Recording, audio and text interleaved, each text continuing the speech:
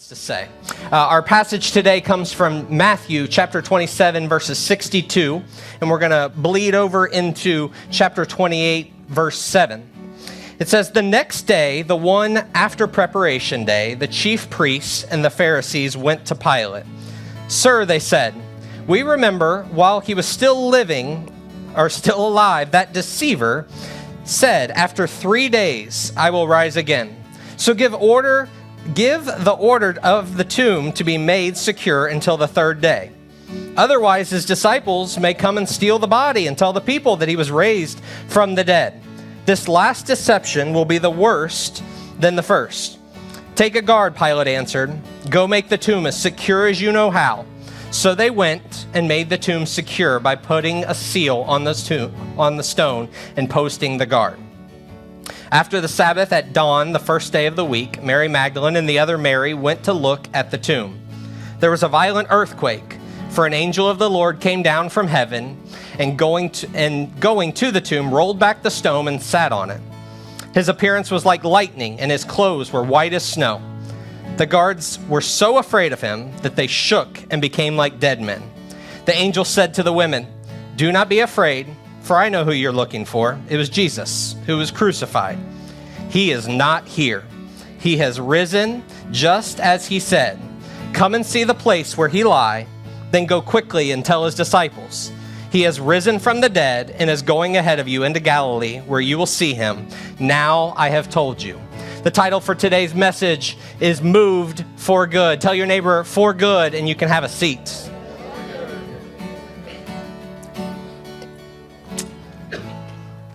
Well, we are so glad that you are with us this morning. There is no better place for you to be than not specifically in this room, but in the presence of an alive God who did something really cool. The tomb is empty, and that is what we celebrate today for what it means for the tomb to be empty. As we kind of unpack the Easter story, I have to tell you that I think over time, when we hear the Easter story, whether it's kind of a habit that you come to Easter service every year, or perhaps you've been reading up on it this week, there's a lot of opportunity for us to kind of just gloss over certain things, that we don't feel the Easter story in our soul. Because it just kind of becomes kind of mundane over time if you don't take the time to understand the drama of the Easter story. See, the Easter story is the greatest story ever told. And it deserves us to jump into it and feel it in our souls. We are in a unique situation or season of life right now. We have a 10-year-old daughter, and our 10-year-old daughter tells great stories, but she tells stories with a lot of drama. Everything has a lot of drama. So much so that one of the dangerous things that I do on a daily basis when I pick them up from school is I ask the question, "What happened today?" And I have to be prepared for that because it's coming. All of it, everything down to what the janitor did today. I know it all, but it comes with drama. And sometimes I have to say, "Hey, I'm having a hard time keeping up with you here. I need you, your drama level's at a 12. I need you to bring it down to like a 5. And she's capable of bringing it down to a 9. So we just settle for a 9. But there's a lot of drama. So today, if there was ever a person that should tell the Easter story, it should be our young women that love drama like my daughter. She could tell this story with the power that it should have. That every piece of this story should be drama-filled. It should move us to feel something. And that's kind of where we're going to be today, is that the Easter story, spoiler alert, is not the end of the story. The Easter story is the beginning of the story. If you've been with us over the past 7 weeks or so, we've been going through a series called If You Only Knew. And what we've been doing is looking at different pieces of the Easter story and kind of unpacking them in different perspectives, different people, different situations, and what those mean so that we can better understand that there are details of the story that have an effect on our lives. And today, we're going to spend time talking about the stone of the story.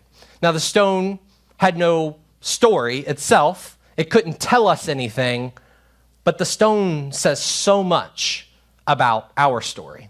See, when we talk about stones, we can see it in this story, but the good news today is that Jesus moved and rolled the stone away so long ago, but he's also moving stones in your life today. And when we look at the stones in our life, you can say, well, I'm not exactly sure what that looks like. Here's what I mean by stones. We all have stones in our life that we've been carrying around. Some of it is guilt or shame or anxiety or fear or past situations of emotional hurt that we can't really get over. Those are things that we carry around. They're mistakes that we've made. But the good news is today is I need you to know that he's moving those stones for you today. That you don't have to carry those stones with you. And those stones are keeping you from moving forward. They're keeping you from the purpose that God has for your life. And today I want to help walk you through what that looks like to have freedom in that. In verse 63 here, I love that Pilate has already accomplished what needed to be accomplished. Jesus was crucified. But then he has a group of soldiers that come up to him and guards and say, hey, we've been thinking, and the issue is that this guy, this deceiver, has told us, after 3 days, I will rise again.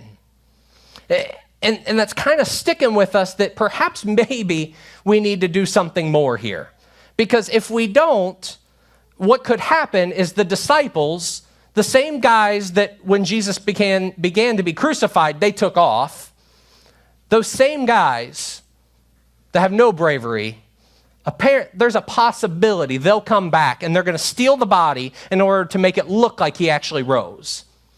They've put a lot of belief that these cowards that took off are going to come back and they're going to change the whole game by making you feel like Jesus rose again. But see, Jesus gave them a warning and it stuck with them. He warned them and said, after 3 days, I'm going to rise. And they said, we've got to put this stone up on the tomb to seal it. And historians say that the stone weighed 1 or 2 tons. So nobody was moving that tomb or that stone by themselves. It wasn't going to be the Marys. It wasn't going to be the disciples. Nobody was moving this stone by themselves. So they said, put it up there because this stone has a purpose. This stone's purpose is to seal the deal for Jesus. It's to keep Jesus' death in the tomb so that we can celebrate everything we wanted to do is stuck. It's not going anywhere. But I've got news for you. The stones in your life, the fear, the anxiety, the hurt, the things that you carry with you, those stones have a purpose too. Those stones are meant to seal the deal for you. They are meant to keep you from what God has for you. They're keeping your hopes and your dreams in the darkness. They're crushing any idea that God has anything better for you. They are sealing your fate. Or at least that's what the enemy wants you to think. Because those stones are heavy. No one could possibly move them. But I've got good news for you today. The same warning that he gave that stone would be moved. And the same warning that I will rise in 3 days is the same warning that he has for your stones. That they are not stuck there. They are not going to stay there if you welcome the resurrection. If you accept the promise. See, he gave the promise that your stones will not survive because his promise is greater, has more greater power than the stones in your life. But sometimes, even though we know that promise, we hold on to it, but sometimes it only carries us on Sundays. Sometimes there's the other promise, the promise from the enemy, that the devil's telling you, no, we sealed it. This is the way it's supposed to be. You can't move on from this. And we have these conflicting battles on a daily basis of I know what God's promise is to me, but I also continue to hear and feel the pain and the hurt that's in my way. See, when we know that we have both of those things, we have to make a decision. We have to accept one of them. And I have bad news for you. As soon as it's time for you to start making a decision, the devil starts working overtime. See, he sent the soldiers to not just put the stone up, but he said, we got to seal it too.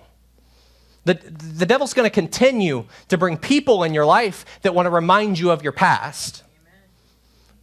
He's going to continue to remind you of who you hurt. He's going to continue to seal it.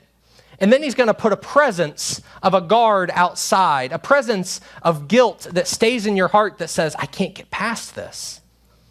But the presence of God and the presence of Jesus Christ in your life is greater than the presence of the guard.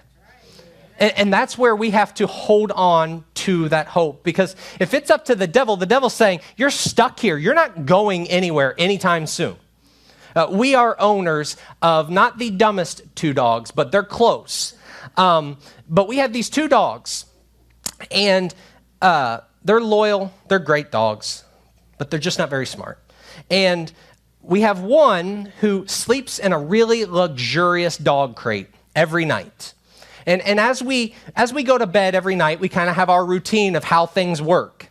And one of the last stops we make before we go upstairs is we walk to his dog crate, we open the crate, and we call his name to get in, and he walks over and he gets in and he lays down.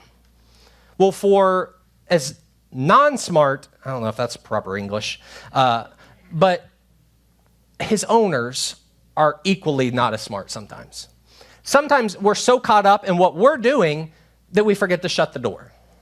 So we go to bed, have a great night's sleep, we get up to have our morning routine, and we come down, and somebody goes to the dog crate to let the dog out, and he's laying there in his bed, but the door was never shut. See, our dog has gotten so comfortable in the idea and the routine that he's stuck and trapped in the dog crate that he never spends any time to look and see if there's anything else better for him. See, he's so used to going into the same place time after time after time again, with the same thing happening 8 out of 10 times, that for the other 2 times, he doesn't recognize he's got the whole house if he wants. See, it would not shock me, and it would be our fault if we got up and we recognized the dog's already been in the pantry, the chips are open, the dog food's open, he's been laying on this couch and that couch. He has the entire first floor to himself. He can sleep on the couch, the love seat, he can sleep in the queen-size guest bed. He can go wherever he wants, but he's so used to being stuck in the crate. See, sometimes we have been so stuck in our pain and in our guilt and our shame and our past that we just assume this is where we have to be. But we don't recognize that no one has ever shut the door for us. We don't recognize that the stone has been moved for good for you, that you've got the whole level. You got everything at your disposal. Your plan from God is so much greater. There's more for you to see. There's more for you to do. But you stay in the tomb. As silly as it is to think about a dog who doesn't recognize there's more, we're guilty of this. We find ourselves getting so stuck in the pain and the frustration and the hurt that we've experienced that we just assume there's nothing better for me that God would have for me because I've done all of these things. I deserve to be in the tomb. See, the purpose of the stone was to put an end to Jesus' life. The purpose of the stones in your life is to put an end to your story. Because there's nothing the enemy would like more than for you to be defeated and just assume that the darkness that you're living in today is all there is for you. The worst thing that could happen would be for you to recognize that the gate is open, the tomb is open, you can come out of it, and you can go and tell people about it. He wants no part of you knowing that about your story. The incredible thing about this is that it's not like it should be shocking to us that we know that the enemy works this way. In John chapter 10, verse 10, Jesus says from his mouth, he says, the thief, the enemy, the devil, comes only to steal and kill and destroy. But I have come to give you life that you could live to the fullest. The enemy wants you locked up. The enemy wants you stuck. But Jesus says, I told you this was going to happen. I told you this is how we were going to be, is that the enemy was going to battle with me, but I'm the one that overcame. I'm the one that left the tomb empty. And I am the one that's telling you that you have full life ready for you if you take it. See, Jesus wants to move the stones in your life, just like he moved the stone in this story. But before he moves the stones in your life, something has to happen. In verse 2 of chapter 28, when the Marys are there, very first thing that's said is there was a violent earthquake. See, before the stone could be moved, something had to happen. And that something was a violent earthquake. See, before your breakthrough, oftentimes comes the scariest part of your story. You hear it often told that it's your breaking point. There's a breaking point in an earthquake. There's a place in your life where everything has to be shook to its core. There's a place in your life that when Jesus says right before the change happens, means I have to change everything around you. That your foundation has to shake. Everything you know has to shake in order for me to make something else of it. In May, my wife and I will celebrate 12 years of being married. And I have to tell you, the first 2 years were really, really tough. We spent a lot of time trying to figure out whether we were cut for this marriage thing. One of the things that we talk about now is there were many times where both of us thought, no, this isn't for me. This isn't going to work. But we never told each other that until we got through. See, we did the things that most people do. When things aren't good at home, we went to our friends, our coworkers, and we said, hey, we don't know, what should we do? And we were recognizing that as we were asking people for advice on how to fix our marriage, it wasn't bringing us together, it was actually pulling us further and further apart. So we had to come back together and say, what's going on here? And we started identifying there are stones in our marriage that were too heavy for us to move. There was selfishness. There was greed, there was deceit, there was past hurt. There were all of these things that we had never addressed, but they were just stones that were present in our lives that we could not overcome.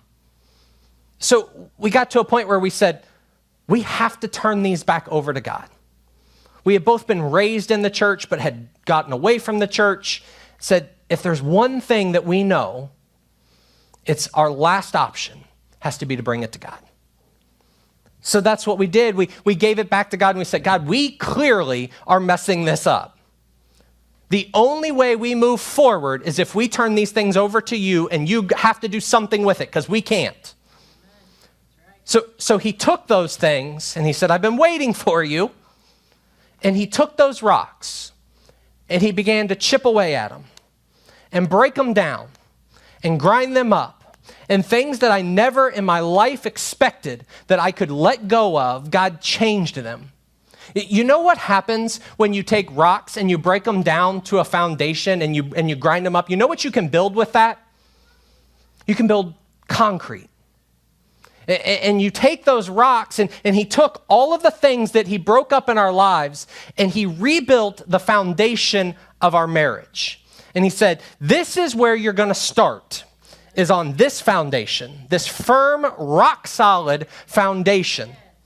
Because I can take those things, and I can establish something that you can rely on.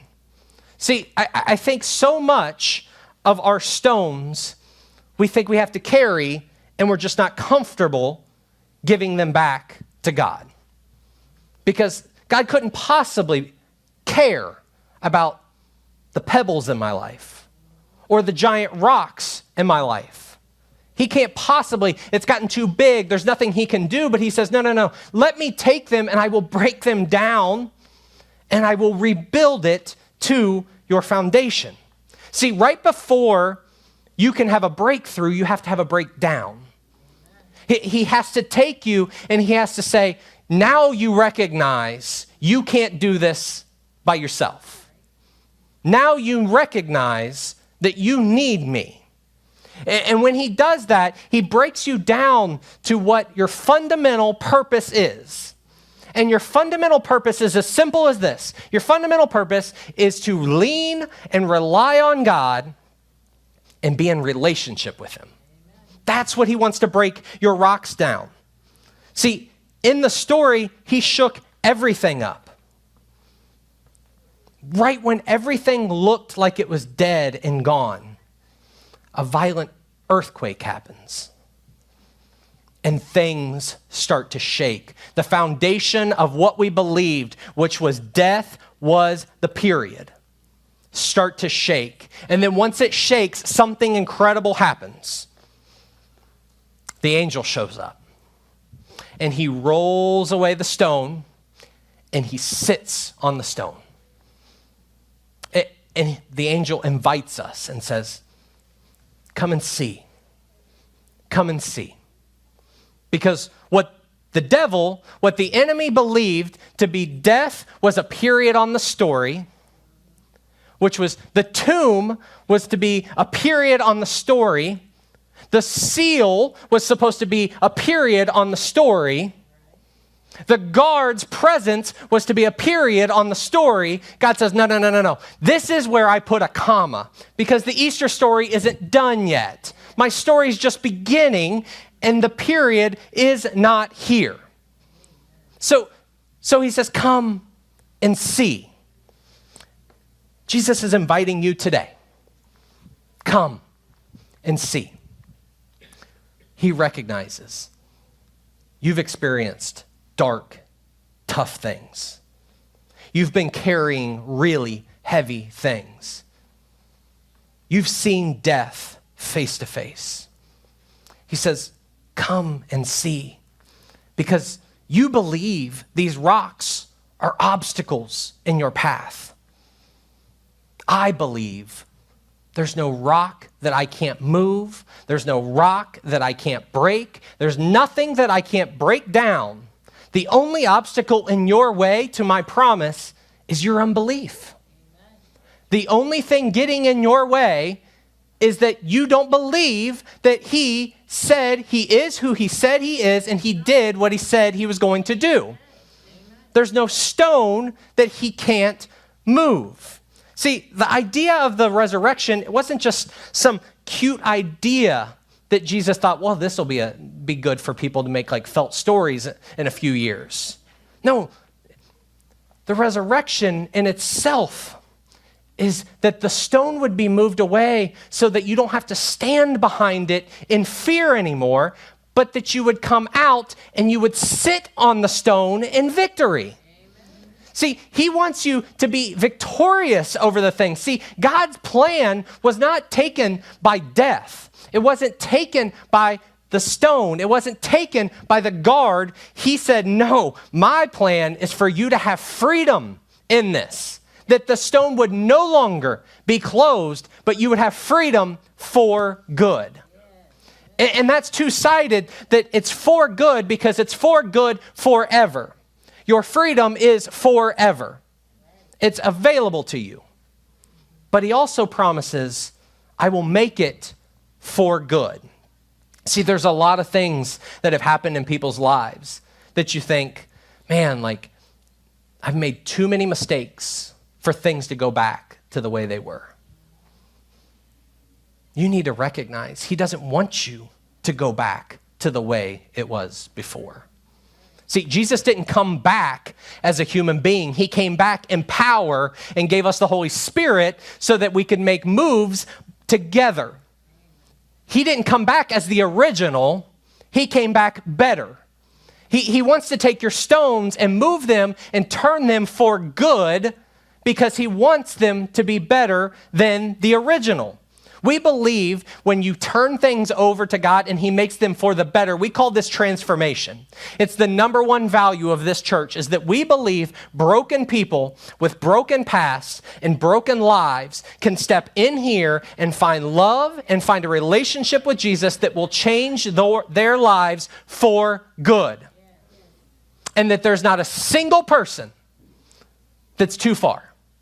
That everybody has a chance to experience transformation. That is what we believe in our soul because it's not going to be better or it's not going to be the original, but it will be better than the original. That's what transformation looks like. A few years back, I heard this line, and it's kind of an elementary line. I certainly know it's terrible English, but I have carried it with me as kind of a vision statement for my ministry. There is nothing about your badness that is greater than God's goodness. There is nothing that you have done that God can't redeem and make better. There's no way that you can turn a stone over to him that he hasn't already broke before. There's nothing in your life that you are struggling with that he doesn't already know you're struggling with. But it comes with you giving him a chance. And for some of us, it's time to give him a second chance, or a third chance, or a fourth chance. See, Jesus didn't need the stone physically moved so that he could come out. I believe the stone was moved because it was symbolic of the first obstacle that was between him and you. He moved it as a symbol to show you, as heavy as you think this is, I'm moving it so that you can have relationship with me. That's the Easter story. See, he didn't need it, but he moved it. See, he didn't come out of the grave so that you could stay in it. He came out of the grave so that you could come into relationship with him. He overcame death. He overcame the tomb so that you could overcome the things that are in your way. He didn't say, I'm going to do all these things, but I want you to live locked up.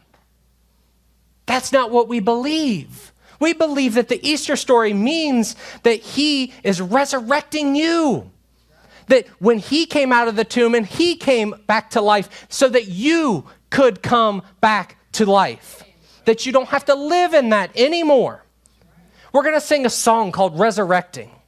And there's a powerful line in this song that says, the resurrected King is resurrecting me.